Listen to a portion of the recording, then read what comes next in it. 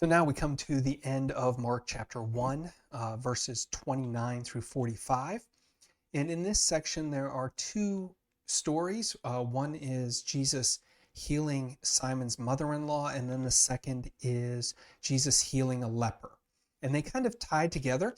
They also tie back to Jesus's work in the preceding unit, where he healed the man who was possessed by a demon.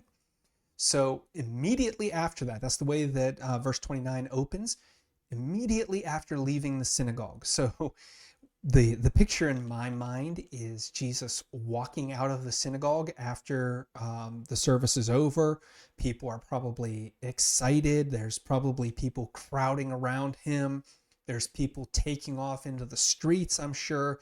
People standing around talking. This had to have been an extreme experience for many of them. But immediately after that, Jesus goes home with Simon and Andrew and James and John, presumably, but at least Simon and Andrew, to Simon and Andrew's house. This seems to be a house that was that was home to an extended family, probably Simon and Andrew with their parents, their wives, children, and at least Simon's mother-in-law, which presumes that her husband had died and that she was a widow. So she would have been taken into Simon and Andrew's house. This is not unusual for the time. They would have had extended family living with them. But Simon and Andrew seem to take Jesus home in order to provide for him in the afternoon. I mean, they're going to give him his afternoon meal. He's going to relax with them. Maybe he stays with them. We don't know. But upon entering the house, Jesus is told that Simon's mother-in-law has a fever. We don't know anything about the disease that accompanies the fever, just that she has a fever. And we're not even told that Simon wants healing for his mother-in-law. Tempted to make a joke about mother-in-laws there, but Simon doesn't say anything to Jesus about wanting her healed. It seems more like Simon is mentioning her presence to Jesus just so he's aware that there is illness in the house. The reality seems to be that Simon's mother-in-law is very ill, and they want Jesus to be aware of this illness so that he understands the risk that he takes by walking in their door. Much like if you have little kids at home and people come to visit you, you let them know when your kids are sick so that they know who to talk to and who not to talk to and who to touch and who not to touch and all of the social norms that come with illness in a household. Now, because there would have been no medicine or very little medicine at the time, at least in the ways we think of medicine, an illness could have been a very serious matter. This illness might have been something that they would have been worried that was fatal. Again, we're not told. It seems to be more than just a common cold, though. They seem to be worried about this situation. Jesus, though, is not worried. And he goes to Simon's mother-in-law and he heals her. And what's important about this healing is he does it through physical touch. It's not that he speaks to the woman and she gets better. He does it through physical touch. And that's going to be, for Jesus, that is going to be normative for his ministry. He is going to heal people physically through touch. This is important because, one, disease is contagious. We know that. People of Jesus' day knew that. He is breaking down the barrier between the sick and the well. He is taking on the possibility of catching the disease. But instead of catching the disease, he brings wholeness and healing. Where with the exorcisms, he just speaks to the demon. He does not touch the demon possessed. That is a type of evil that he does not want to come into contact with. This natural suffering, Jesus comes into readily comes into contact with. He is not ashamed of touching the sick, which would have, under Levitical law would have made him unclean. So he is willing to take on the uncleanness of Simon's mother-in-law in order to make her whole. That is a huge deal, and we should not skim past it. We should stop and think about, what does that mean for us, that Jesus is willing to take on this unclean spirit in order to make her whole. So that's an important lesson. Then Simon's mother-in-law gets up and serves Jesus. Now, it is very tempting to see this in kind of a misogynistic or patriarchal lens, where Jesus is healing her simply to get a sandwich, or that the woman's role is in the kitchen. That is the temptation that we should kind of look past, because that's not what's going on here. Rather, what we should be seeing, what Mark wants us to see, is that, again, we look in the customs of the day. Jesus heals her, and her instant reaction is to do something kind for him. He heals her, and she shows him hospitality. That's what we need to be thinking about when Jesus heals her. It's not that her role was in service. It's that her gratitude for this service Jesus has done her is to serve him. It's reciprocal hospitality, reciprocal gratitude. She is received from him, and now she is going to give back to him. So Jesus does this. Obviously, the exorcism during the day has spread to the community. This healing seems to spread relatively quickly, because as soon as sunset happens, people are bringing the sick and the demon-possessed to Jesus' door. Now, there's a lot here. Number one, there's a little bit of hyperbole that Mark is kind of condensing Jesus's healing ministry, his exorcisms, down into one night. Capernaum was not a huge town, but it would have been a fairly good sized town, and it would have had a few synagogues, or possibly a few synagogues, and it would have been hard for news to spread this rapidly, that there would have been a large group of people the way Mark seems to make it out. There certainly would have been a handful of people, more than a handful probably, who were sick enough that people thought they needed healers. There probably would have been a couple of demon-possessed, but not an overwhelming crush that Mark kind of alludes to. He's using a little bit of hyperbole for effect here. But it is also notable that Jesus gains an instant reputation, because that probably would have been likely. That's what you expect when these activities happen so quickly and so powerfully. You expect some instant recognition. So this is believable. It's also important to recognize that they bring people after sundown. Synagogue would have been Saturday morning. The worship service would have been Saturday morning. This is Saturday evening. In Jewish custom, for a very long time, I'm not even sure that how far back it goes, but evening was seen as the start of the new day, because in Genesis 1, even though it's possible to translate it that something like evening followed morning, a new day, it is much more fluid to translate there was evening, there was morning, the day. In other words, the day starts in the evening and ends in the morning. It's much more fluid, and that's how Jews have always interpreted Genesis, that the evening is when the day starts, not the morning. So evening on Saturday is the end of the Sabbath. They are waiting till the end of the Sabbath day, because it was against Jewish law, against their normative practice, to heal on the Sabbath, which makes us think about what Jesus did. The exorcism and the healing on the Sabbath is a lot. It's very out of character for a Jew. Jesus is clearly understanding the role of the Sabbath differently. He's considering his role differently. He is understanding healing differently from others because the common Jewish idea at the time was that healing was work. And this is going to play into a later story, but the idea was healing is work. Jesus does not see healing as work. Jesus sees healing as something different. It's restoring humanity to what it should be. It is the end, the goal of God's creative activity. So Jesus sees this differently, and it should make us pause and think.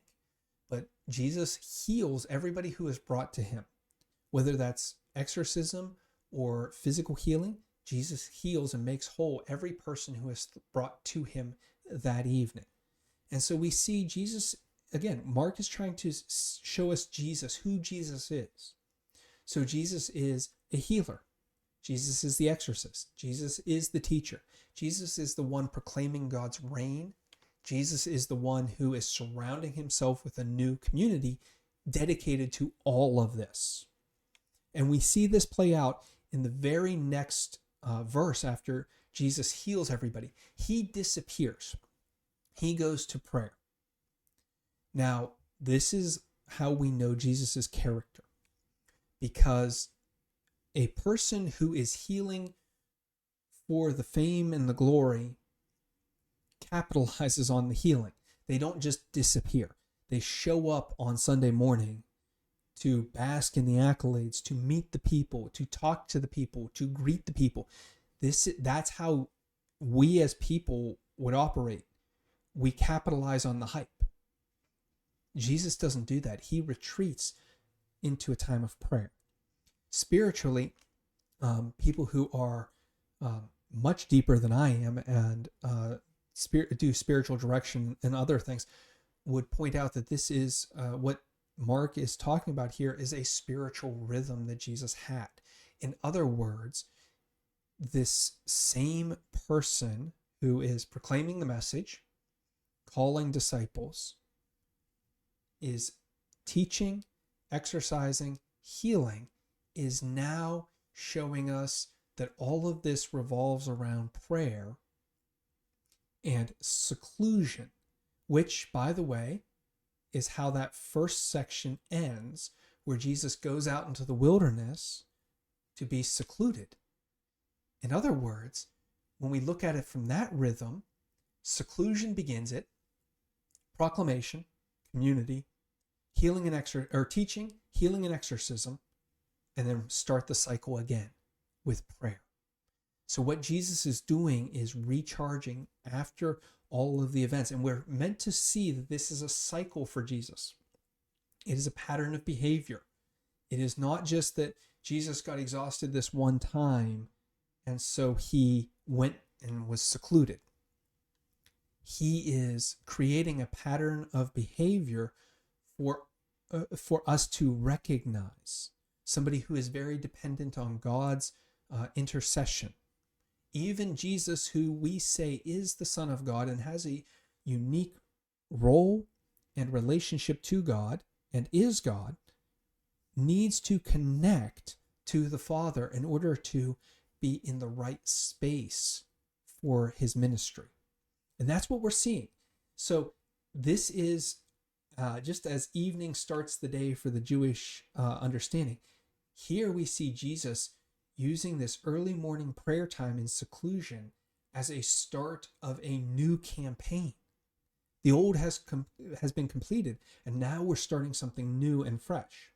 Jesus' disciples, led by Peter, come to Jesus and find him and say, "What's going on? Why aren't you back with us in the village where people are expecting you, where they want to see more healing, where they want to see more exorcisms? You have a great thing going here. Don't screw it up."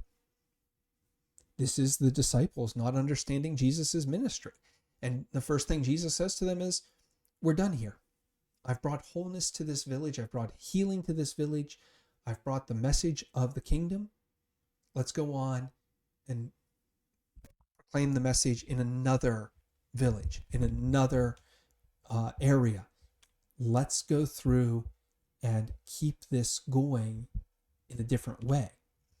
So the disciples are now confronted with the idea that Jesus' message is not about staying put and healing people who are brought to him. It's not about exorcising demons. It's about proclaiming the kingdom, which that's where we started. It's about proclaiming the reign of God has come into this world. The teaching, the exorcism, the healing, all of that is about witness to the reign of God that Jesus is proclaiming. That is all about showing the aftermath of the coming reign. That's about showing what it means to live in the kingdom, to live in the reign of God. It's not actually Jesus's ministry. It's secondary. And as great as all that is, it's still secondary. So Jesus goes out and he's on the road, and this is how Mark 1 ends. Jesus is on the road and he meets a leper. Now, it's one thing to heal somebody of a fever. Leprosy in the Bible is one of those conditions, kind of like blindness, that is very serious. It's a whole different level. It's usually connected to sin in the Bible. It is very dangerous because it is highly contagious. It has a lot of very damaging symptoms, and it causes isolation from the community. Now, there are a number of conditions that may have been called leprosy in the Bible. It is not necessarily what we call today leprosy. There's a wide range of skin diseases, and if you look at newer translations, very often they won't use leprosy. They will use something like skin disease because they don't want that confusion of modern leprosy with what's going on here. But there's still a lot of threat to Jesus. There's the threat of contamination and of this contagious individual who is living outside of the community coming up to Jesus, touching Jesus, and contaminating Jesus. The story itself is a little strange. Even though this man approaches Jesus, and most of your translations are going to say Jesus had compassion for him. But if you notice, there's usually a footnote attached to that word compassion. And if you go down to the bottom of the page, it'll say something to the effect of other ancient authorities say anger. The reality is the best manuscripts seem to indicate that Jesus did not feel compassion towards this man, but frustration. He seems to have a level of frustration with the individual who's asking to be healed. We're not sure why. Is it the way he asks? Is it the expectation of healing without the impact of God's reign? These are the kinds of things that are likely. It's either that this man is not showing the kind of faith in Jesus that one would expect from somebody who's expecting healing, or probably more likely is that what the implicit setting is that this man simply wants healed. He doesn't want God's reign to come into his life, where Jesus, all up until this point, has healed to show God's reign. This man does not want God, or is not concerned with that. He just wants healing for the sake of healing. He just wants to be physically well. He doesn't care about what it means to follow Jesus. That seems most likely. But it's still important to notice that even if we say Jesus was frustrated with this man, he still had compassion. He still reaches out and touches this man, an exceptional level of compassion for this man. So even if compassion is not the right word to the text, it is still clearly motivating Jesus. In other words, Jesus could be complex and being motivated by multiple different emotions. One is a real genuine frustration that this man doesn't get it. And at the same time, compassion that this man is suffering so much and is isolated from the rest of the community. And so he reaches out and does something that you definitely don't do. He touches a leper. That's not normal on any level. And so, again, we see Jesus uses touch to bring physical healing. It extends to even the leper. And so Jesus brings healing to this man, but then instantly silences the man the way that he silenced the demon. Don't talk about this. Don't speak. And yet the man disobeys, which again shows why Jesus would have been could have been somewhat frustrated with him. He knew this man, he knew what was going on, and this man just goes out and blabs to everybody where he found his healing, not because he wanted to see the kingdom of God come in, but because he just wanted to say, hey, you can get healed over there. There's the pharmacy. Go take advantage of it. And it leaves us with the impression, after the end of Mark 1, we see what Jesus is trying to do. We see what Mark wants us to think of Jesus. Jesus is trying to proclaim God's reign. Mark wants us to see that reign comes through forming community, teaching, exorcisms, healings. But we also see that people are not, they're going to come to Jesus for those reasons, but they're not going to actually listen to him. And all the while, Simon and Andrew and James and John are observing all of this. And now the question is going to be, what are we going to observe? How are we going to take all this in? Because we're kind of like those 4 disciples who stand quietly in the background watching all of this happen. We are watching Jesus heal this man. And now we have to deal with the question of, what does it mean? Who is Jesus? And are we going to act like this man who doesn't listen to Jesus? And that's where we'll leave it this time. Next time we pick up with Mark chapter 2. As always, if you have questions or comments, please let me know. I would love to deal with them. I'm trying to keep these relatively brief, and that means leaving out some information. So if you have questions, please do not hesitate to let me know. Until we meet again, God bless.